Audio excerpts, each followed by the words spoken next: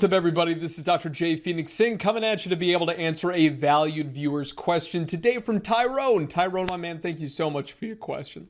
What I'm going to do is to be able to read the question off of my phone and then provide you with the answer. Please do me a big favor before I answer, though, and smash that like button. It doesn't cost you anything, and it helps the channel grow. So I really appreciate you. You guys know that my mission is to be able to help as many people as possible. It really goes a long way in helping me to achieve that goal. So thank you very much. If you haven't subscribed to the channel already, please do make sure that you do so now. It's certainly something where we try to post videos like this a minimum of once a week. I know for the last several weeks I've been swamped with other kinds of work, so I haven't been able to make any question response videos, but I'm trying to rectify that right now. So please do make sure that if you have a question that is high sensitivity in nature, meaning that you think that it could be applicable to the several thousand individuals who subscribe to this channel, feel free to put it below. If I deem it to be too high specificity, meaning too unique to your case, I will request that you just book a paid session with me, and you can do that via the website below. So, okay, let's go ahead and get into it. Tyrone, again, mate, thank you very much for the question.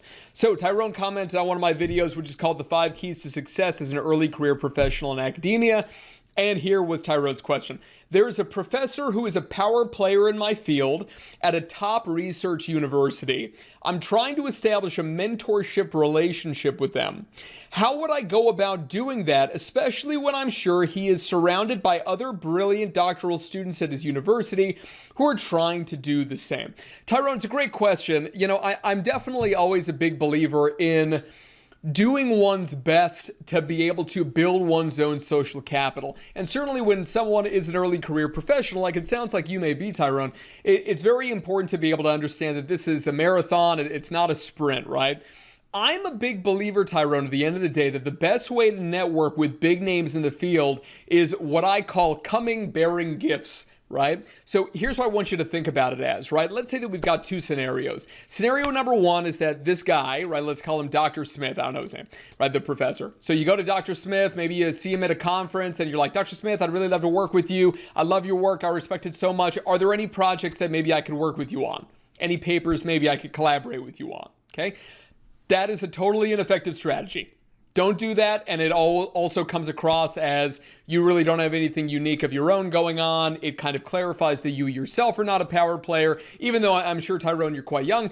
It's one of these things where it doesn't come across as very mature to kind of do that, like academically mature to be able to do that, not emotionally mature, age mature. Okay, so there you go. Don't do that. What you should do, though, is try to come up with some sort of something. So here's an example, right? So like a conference symposium that you're organizing at a conference that you know that they're going to be at, or that if you take a look at their CV, that they usually go to that conference. Take a look and see what are the conferences that he goes to, right? The likelihood is very high. People have pet conferences for one reason or another, meaning that they usually go to the same ones year after year after year, usually. If that's the case, make sure that you apply to be able to give a presentation there. I'm assuming that if it's a big dog in the field, that you have a really tight goodness of fit with the research that he is currently conducting. Not the research that he conducted 10 years ago that maybe was your favorite research that you ever read of his. I'm talking like the last 1 to 2 years of published work where he was the first author or the senior author, meaning the final author on that piece, okay? That's the thing that I want you to take a look at. Make sure that goodness of fit is still there before you pursue anything like this. I'll tell you, having kind of myself straddle different worlds, so the clinical world, the research world, the the policy world and government world, and then also the business world, I can tell you that when it comes to something like mentorship, that is much more common in something like business as opposed to academia. Every now and again, I can tell you right now, every now and again, it does happen. If you were to say like who I got mentored by in the field, like that would be a bit of a stretch. There's nobody in that I call a mentor. There just isn't. In business, my father, 100%. He's genius, right? And the best entrepreneur I know, right? So no doubt when it comes to business, right? But when it comes to academia, I had supervisors. Of course I did, right? The closest that it comes is just one of the dearest people to my heart, which is a colleague of mine who is in Norway, who very rarely in life do people really stick their necks out for you. And when it came to getting me my first tenure track faculty job, he's the one who ended up getting me that gig. And I'm like, perpetually grateful just for the rest of my life. He's a phenomenal human being, right? And the relationship that we had was definitely an older, younger relationship because he's older than I am. But at the same time, mentorship to me means that, to me at least, it's like meeting up, at least, several times a month, having long conversations, publishing tons together, doing these sorts of things, getting advice and so forth.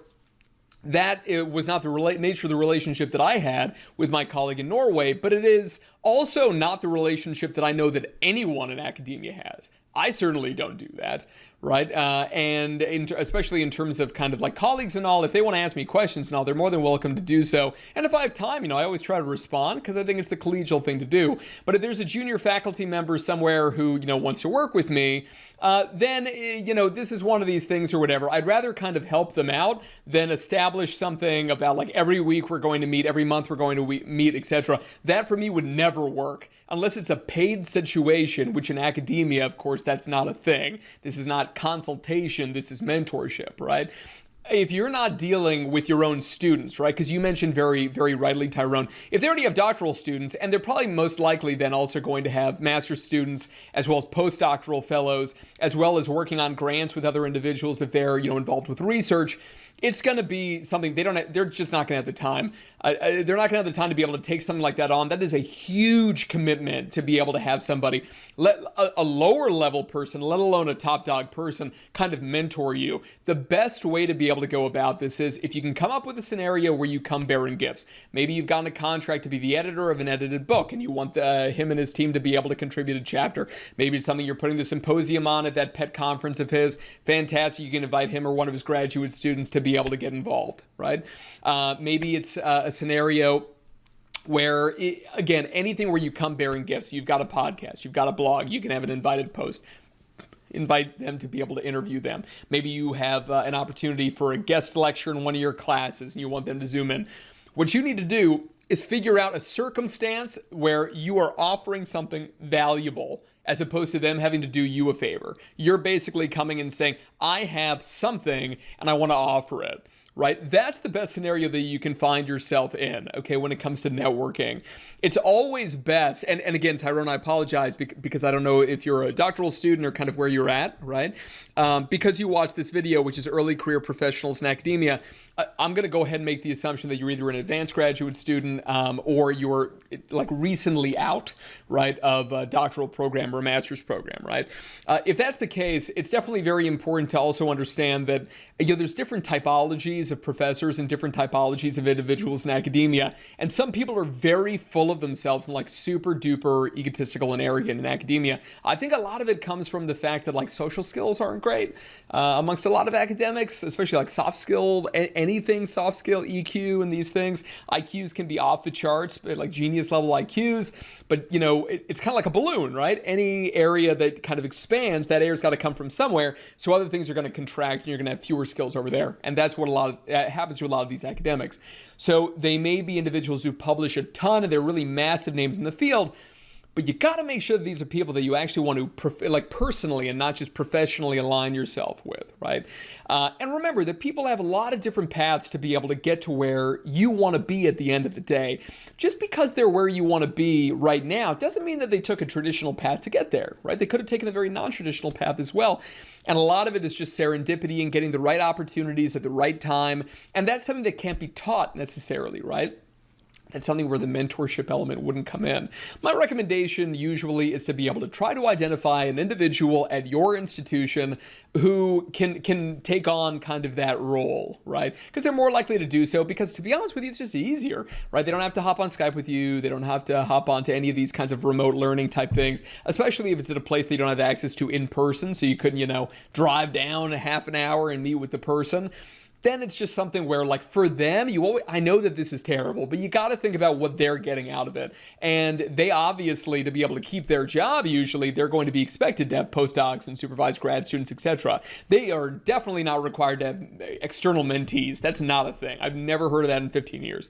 So there has to be something in it for them. And it can't be something like, I'm working on a couple of papers. They can be co-author on the papers. You can certainly go and offer that, right? But if it's something where the idea is, you mentor me and then any papers that come out of that relationship, you can be a co-author on. I'm just telling you, if it's a big dog in the field, it's not going to be worth it to them, right? So try to kind of establish some kind of an opportunity to be able to give them something that's valuable to them. It doesn't have to be, let's say that you offer them a book chapter.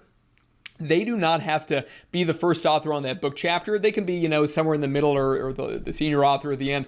They can be anything on there. The fact of the matter is you still came bearing gifts. You created that relationship, and then you begin to build that social capital with that individual, right?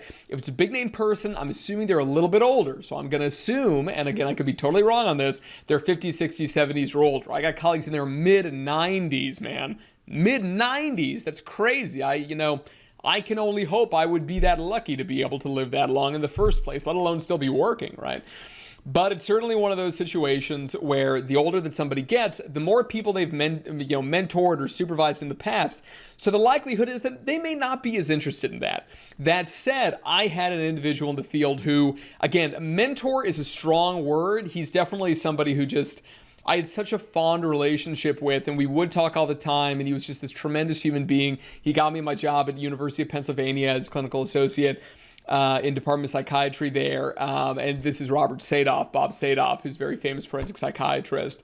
And that guy gave more back to the community of young scholars and young clinicians in forensic psychiatry than anybody I've ever met in the United States. He was a phenomenon, right? He's like the closest it would come to a mentor of mine in the United States, I would say. Just a phenomenal human being. So does it happen? Exceptionally rarely. Is it something to spend a lot of time on? Probably not, especially if there's somebody at your institution who could get the job done. But if you want to explore it, the best thing to do is to be able to come bearing gifts. So, Tyrone, that's what I've got for you. Long-winded way of saying it, but hey, you know me. Pretty long-winded. So please do me a favor, everybody, and like this video. Subscribe to the channel if you haven't already. Ask your questions down below. And even if you just want to say, hey, I'd love to hear from you. All right, guys, have a great day. Peace.